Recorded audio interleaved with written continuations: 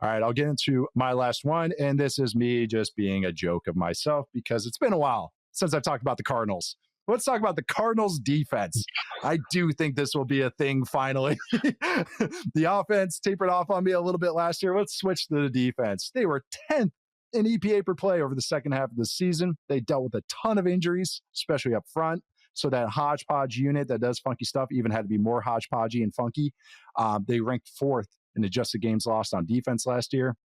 They started to get more healthy. They traded for Baron Browning. And then in the back half of the season, they were 8th in pressure rate, sandwiched between the Vikings and Broncos, 5th in sacks, 3rd in EPA per pass, 8th in dropback success rate. So it wasn't just boom bust. They're 3rd in pressure rate when they brought the blitz, 5 or more. But that's what's cool about the Cardinals. It's not that they're just blitz happy all the time. It's they're funky all the time with some blitzes thrown in. Ranked 4th in drop 8 rate, where they drop 8 defenders in coverage. They're top 10 in cover 0, top 10 in cover 2. The downside of all that funkiness, though, I've just mentioned all the passing stats.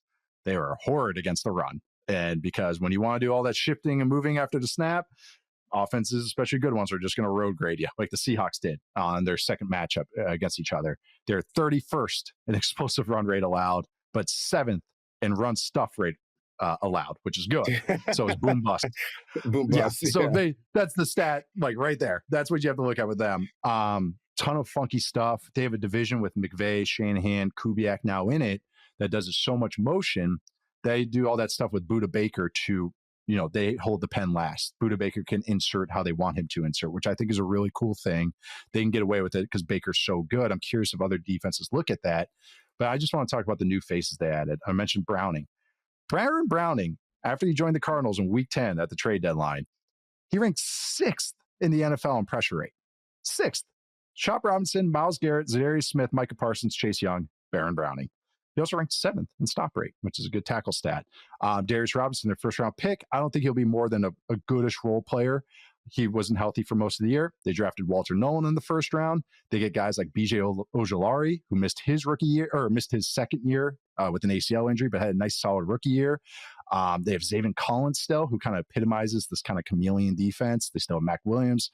They drafted Jordan Birch, Walter Nolan, who I think this is a great defense for him because of just the vets they signed, Dalvin Tomlinson, Calais Campbell, Josh Sweat, but also his all-world potential can't really, rely on it right now. But how he gets unlocked is when he gets to be put on the move, slants, twists, all that stuff. That's what this defense does.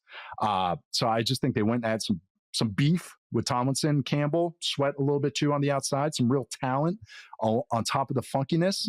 On the back end, they got Will Johnson in the second round because of injuries. Budda Baker, I think, of course, is a star.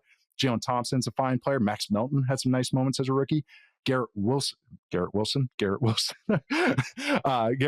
is a fantastic, and I would even say Pro Bowl caliber defensive back now. Versatile, athletic, good tackler, good ball skills, super, super smart player.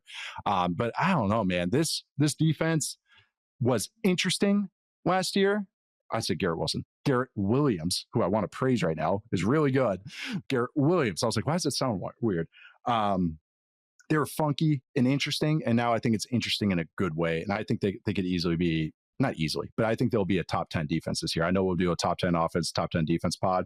Spoilers, this will probably be my 10th ranked defense when I do that list, because I do think on top of the funkiness and scheme stuff they add some talent. Yeah, this is my thing for 2025.